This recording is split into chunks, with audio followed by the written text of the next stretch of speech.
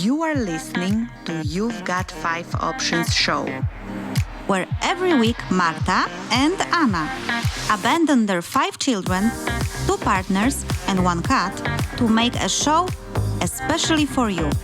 An artist, a challenge, a bullshit, a wisdom, and a surprise. Tune in and feel the magic of 5. We got 3 stories and we played it for you guys, and I have said that I cannot choose the winner, and Dennis, I think you also were not sure who the winner is, so we asked you to vote.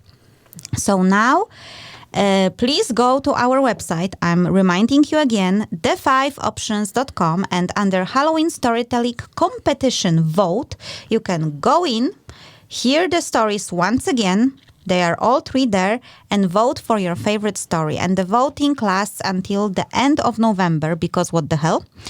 And then the story that will get the most votes will votes will be our winner. So guys, go in and what vote. Will they win? That is a surprise. So that means you don't know yet. No, that I didn't say that. I did not had any relationship with that woman. I'm quoting the master of disaster. If you know who that is, drop us a message and we will confirm if it's true or not on our other show. But guys, vote. The stories are creepy and all of them are true. So we really want to have the winner, so please vote. I have no idea what you spoke about. I feel like maybe that's really like 2.5 options going on. I don't know what's going on. You don't know what's going on? You don't know about storytelling competition? No.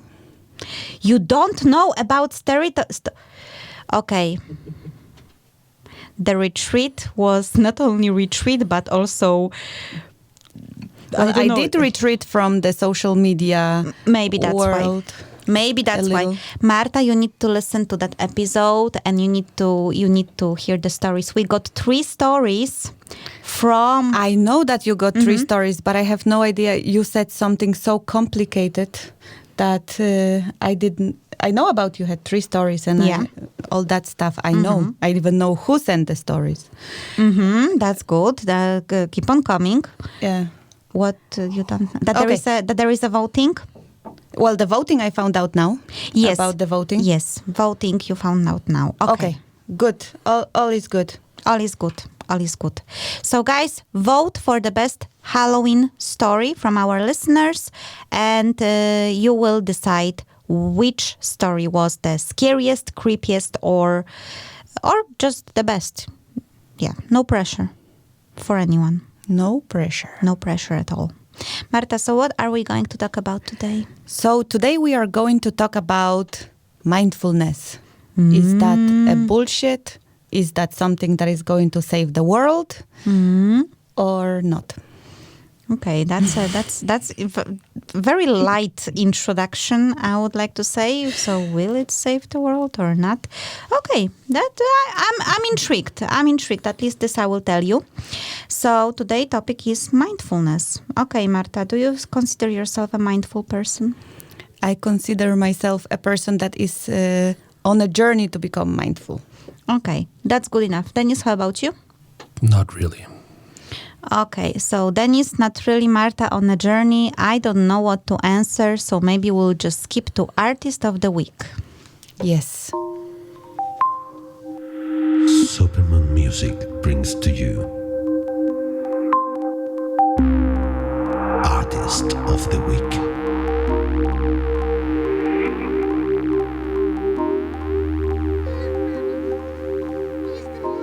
So for our listeners who are quite regular, you might remember that exactly 10 episodes ago, we had here Kalaset, a band, a young Danish band that are playing, I think they describe it as indie rock or indie music. Those of you who are listening to us, you will be able to hear the song. And Dennis, can you please help me with a title because it's in Danish? Stjerner med lukkede øjne. And that means? Stars with eyes closed. Stars with eyes closed. Marta, does it sound mindful? It kind of does. Mm-hmm. It And fits. also mind-blowing. And mind-blowing. Okay, let's hear it then.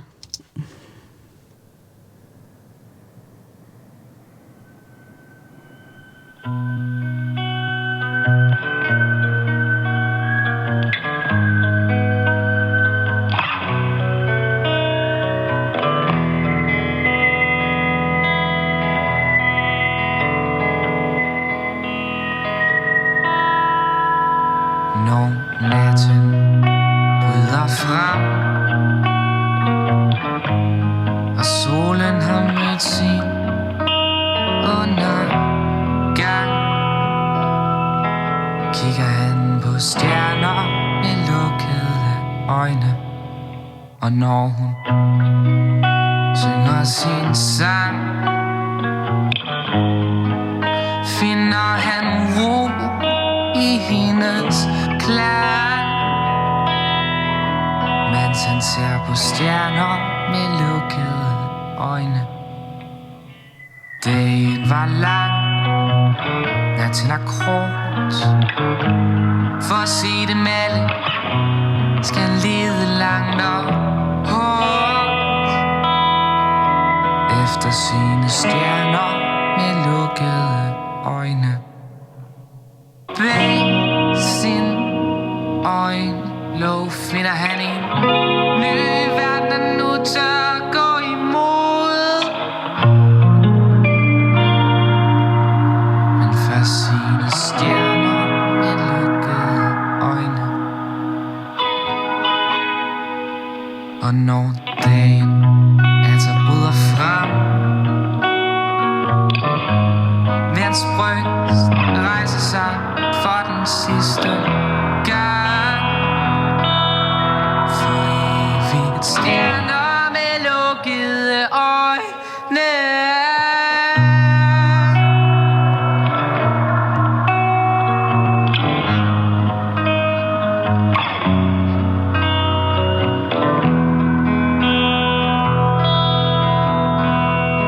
Stjerner med lukkede øjne.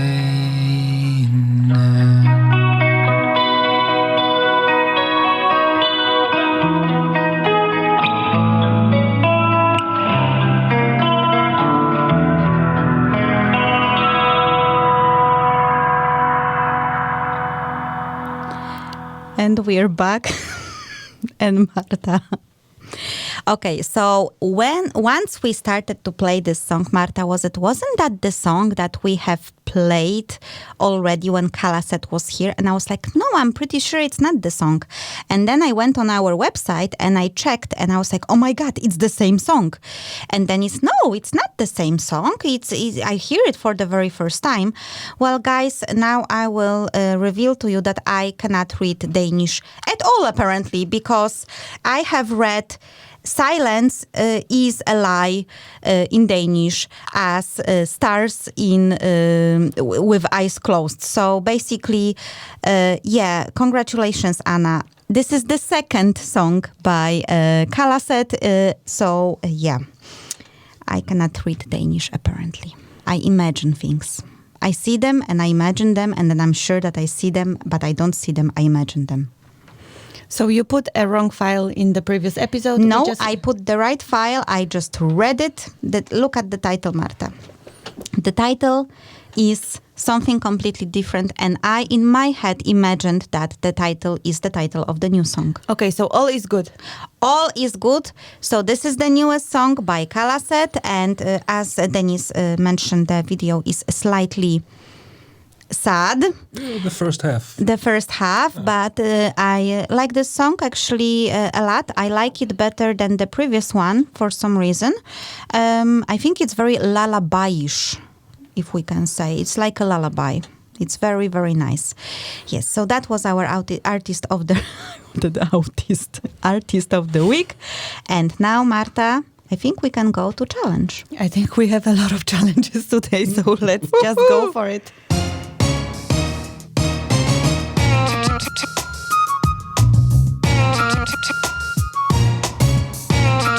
A very challenging challenge. the Week.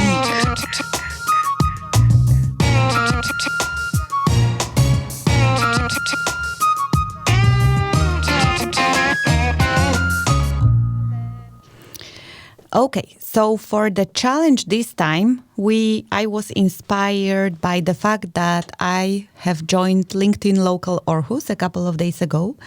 And Kathy, who has been our guest a couple of times and who is the organizer of LinkedIn Local Aarhus, she has asked me to facilitate a group on mindfulness. Mm-hmm. And I thought it was a really good topic. And that's why this program today is also inspired by talking about mindfulness. Especially that you are on your journey to mindfulness. Especially. Yes, and Dennis doesn't know or is not. So let's convert Dennis. Yeah, let's convert Dennis to be more mindful today, yeah. Mindful, mind empty, is that the opposite? Mindful, mind empty. I actually have always found it quite confusing because in mindfulness you're trying to empty your mind.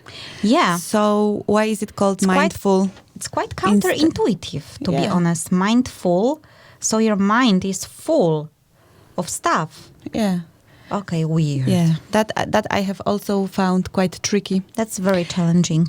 That's very challenging challenge of the week. Okay, let's go for the actual challenge. Yeah. So this is a real challenge from the LinkedIn Local, yes? So what I did this time is I just gathered a couple of challenges around mindfulness. I just got inspired by what we have discussed in that group that I was facilitating. And well, first of all, it was kind of about how to keep sane in this crazy world because we are so bombarded with so much information. Our brains are kind of feeling, often like they are going to explode. And how to keep sane. So the participants in that group expressed the feeling of overwhelm. And it was like kind of quite difficult to concentrate and to be productive, according to what they have shared. And that was very much about the mental level overwhelm. But they have also mentioned emotional overwhelm, that it's also quite difficult to concentrate and keep sane when you're emotionally overwhelmed. And then they have also mentioned the feeling of lack of clarity of what to actually do, that there are so many options, so many things you can do. So how to get back to the clarity of what's actually the right thing to do. And also some sort of overwhelm or even maybe borderline with addiction to social media and all the time taking the device called a phone and checking it over and over again. So we have actually gathered, surprise, 5 concepts around mindfulness. And the first thing was actually what that mindfulness is.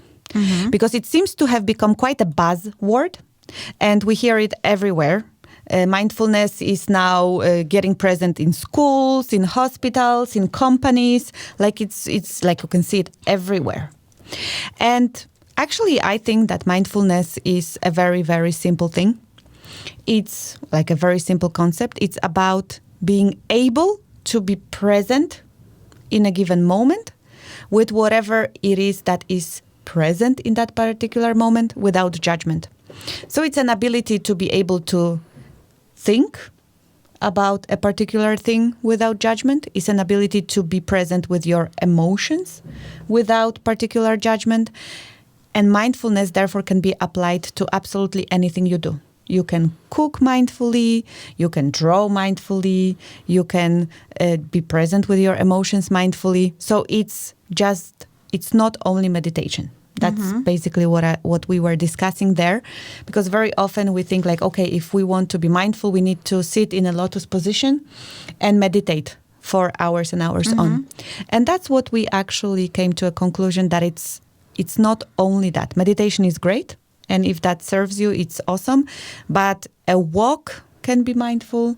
A cooking can be mindful. Eating food can be mindful. So it's basically about giving your mind a moment of rest.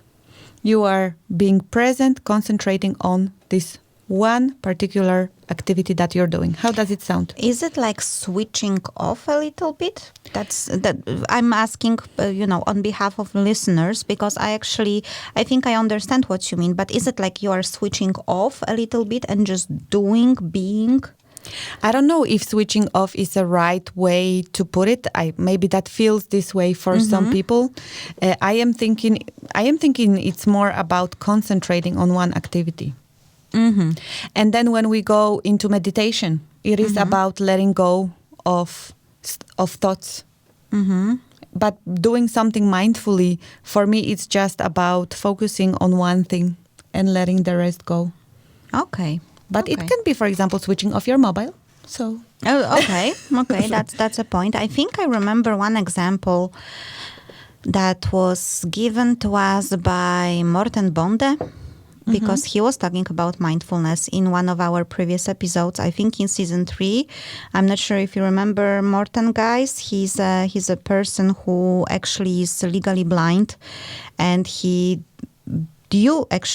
because of his disability, was able to go through a really huge spiritual and emotional transformation. And he was talking about mindfulness. And I think he gave an example. Was it that Morten gave an example of making coffee? Like when you are making coffee, instead of thinking about what I have to buy from the shop or how the day will go, you basically just focus on the process of making coffee. So you put the beans on and you observe them, and then you turn the grinder on and you look at how, it might sound kind of stupid, but actually it's not, because then you really focus on this one process, and then you are able to let go of all the shit that goes in through your mind.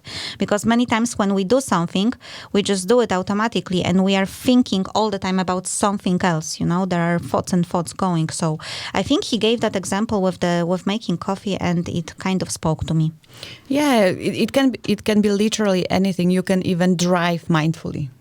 So that was just this that we spoke about it. That mindfulness is basically giving your mind a rest and focusing, concentrating on one thing, so that you declutter a little bit and you are not in that big overwhelm. Yeah. And then the second thing we spoke about was particularly around mental overwhelm. When you have been running on very high speed for a very long time and you feel that your head is about to explode, there is a really nice exercise. It's called a mental download, or a mind dump, where you give yourself time, let's say 1 hour, and you take a journal, a piece of paper or whatever, and you write everything that is going on in your mind in points. So all the things that are buzzing in your head, you basically write them down in points. So all the things that you have in your head related to school or work, everything related to your regular life, everything related to what you need to buy, what you need to clean, what you need to get rid of, all the plans, ideas, whatever it is that is so crazily buzzing in your head, you put it in points, very short points. So that's kind of like a first step. And already you continue writing for as long as new ideas start coming to your head. And you only finish at the point where you feel like, okay, I'm quite done. I feel like quite okay right now. So already just writing it all down in points can already have a healing effect on your mind, because as soon as you write something down, your mind can let go of that necessity to remember about it, because you have it on a list now. And then the second part of the thing that you can do, you can categorize those things. A simple way to do it could be the things you want to attend to now, the things you want to attend to later, and the things you actually never want to attend to. So you can schedule the things that you want to attend later, and you can only attend to the things that you actually want to attend now. But already just writing it all down, it helps to decrease that mental level overwhelm and buzz. How does it sound? Yeah, I totally agree that this is a great way to clear your mind, because many times, exactly as you said, we have so many ideas or so many things we think we have to do. And I think the biggest struggle is that we think like we have to remember all of that, and they are growing so much in our head, and it's almost like a competition. And when you throw it all out on a piece of paper or papers, depending how many things you have, you are kind of like releasing them, and then you actually gain a control over them. And I do that from time to time. I do some sort of a to-do list, but lately I started just to dump everything and then do exactly what you said. Like, okay, this is for now, this is for later, this is like, what the fuck is this? Like, maybe I was just like thinking about something and this is ridiculous. So it really helps. So I 100% agree. Yeah, so it's more than doing a to-do list, because I think many people do to-do lists and still feel overwhelmed. Yeah. Because they just see a lot of things to be done on a to-do list. But it is actually to do it for as long as you actually feel that release. For as long as your mind is finally like, whoa, yeah, it's okay. You feel spacious again. The next thing, the third thing we talk about was emotional overwhelm. Sometimes when you're going through a lot of things in your life emotionally, maybe there is a relationship challenge, maybe it is something related to your parents, maybe you struggle at work and you are actually very, very heavily affected by a lot of emotions, then there is another great exercise that can help you. And this one is called write and burn. So when we talk about a lot of emotions, especially negative, difficult or toxic emotions, it's a great idea to let it all out.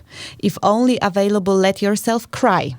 And like really, really allow yourself good time to process through all those emotions, and allow yourself even to give all the F words and K words if you're Polish, or any other, word that you need, and then burn it. The great thing about writing it out is that it helps processing, and you get it out at least to some degree out of your system. And then when you burn it, you are actually releasing it in some way. And sometimes when we are talking about very heavy emotions, something really difficult happened to your life, you might need to do it 10 times, 20 times, 30 times before you actually feel that release. But it is a really great thing to do. Have you guys ever tried doing something like that? Dennis, back to you. I do remember the exercise of writing it down, things that weigh down on you. And just writing it down, looking at it, getting rid of it as an exercise. Yeah. Getting rid of it is actually quite important, because we don't want to keep them. No. Some people, they write those things in journals and then they keep them in their drawers and so on. That's actually, that might not be the best thing to do, to keep, because, it needs to be purged. Yeah, yeah. And it's great to actually release it, to burn it, to destroy it, to throw it out, to let it fly through your toilet, whatever. That in itself, the exercise of burning it or shredding it or whatever is part of the exercise. Yeah. So how did it work for you? I just remember it's so long ago that I can't actually remember. It was on a school that I attended once, 18 years ago. Okay. And it was an exercise. It wasn't a therapy as much as an exercise in what you can do if you have this sort of experience. Yeah. Okay. But you tried it, and do you think you would try it again? I can see it working. Definitely. Yeah. Because you get it out. And it's the same as making a schedule of things that you need to do and categorizing it, scheduling it. It's not important now. Get it down on paper, get it out, get it away. Okay, so we have talked a little bit about something that can help us with mental overwhelm, something that can help us with emotional overwhelm, but we also had this challenge of clarity.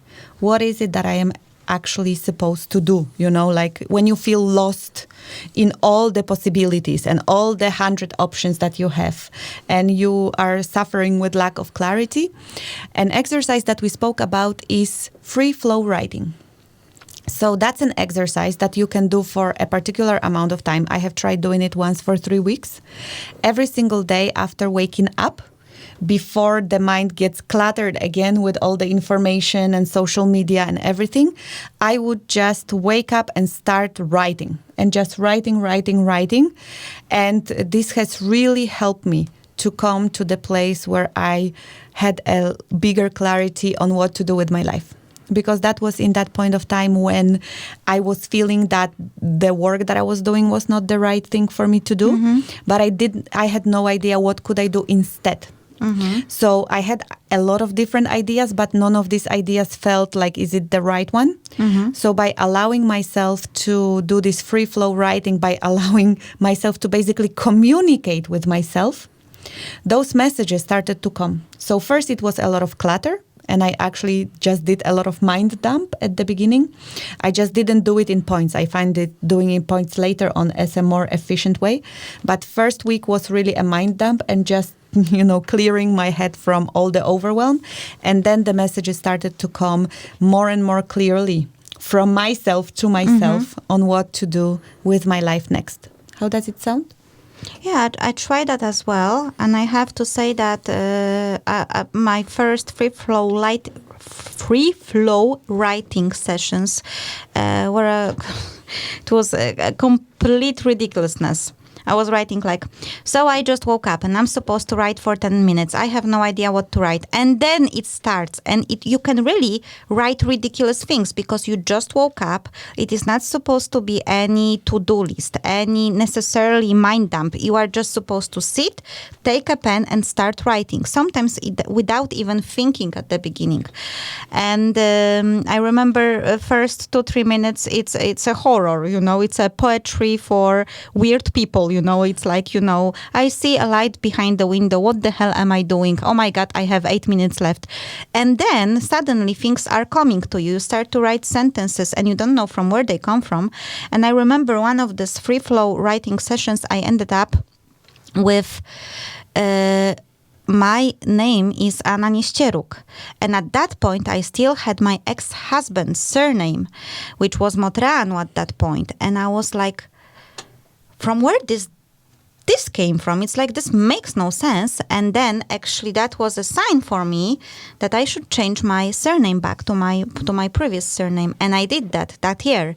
So it came out in this. It had to be something that I pulled out from the subconscious. And I actually really, really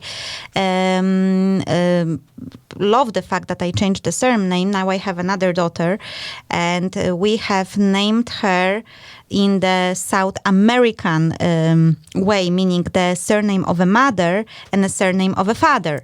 The opposite. Yes, the opposite. Exactly like that, but the opposite. But basically she has surnames from both of the parents because that's how they name it in South America. And I actually really like this thing. If I wouldn't change my surname, then my daughter would have a surname of her dad and of my ex-husband, which I don't really think that would be it somehow clicked in a way that I have my surname now and we don't have this problem with naming her. So maybe there was a bigger plan behind it, but it came to me for the first time in my free flow writing session. And I was surprised myself looking at it and I was like, well, that's weird. I haven't called myself Nieścieruk for like a decade, and from where that came from. And yeah. So that's the end of my wonderful revelation. Thank you. I think it was really nice to share a story, what kind of effect doing free flow writing might have. Yeah. And I just wanted to bring the last point, the fifth point that we talked about, because one of the participants of the group asked me I keep on taking my phone all the time. So I'm already feeling overwhelmed and then I keep on just getting my phone and checking stuff and just feel more and more overwhelmed. And she asked me what to do with that. And then I said, well, a simple detox will do. I do it a couple of times a year where I don't use my phone or switch off internet, delete social media apps for a week. I get completely free from that.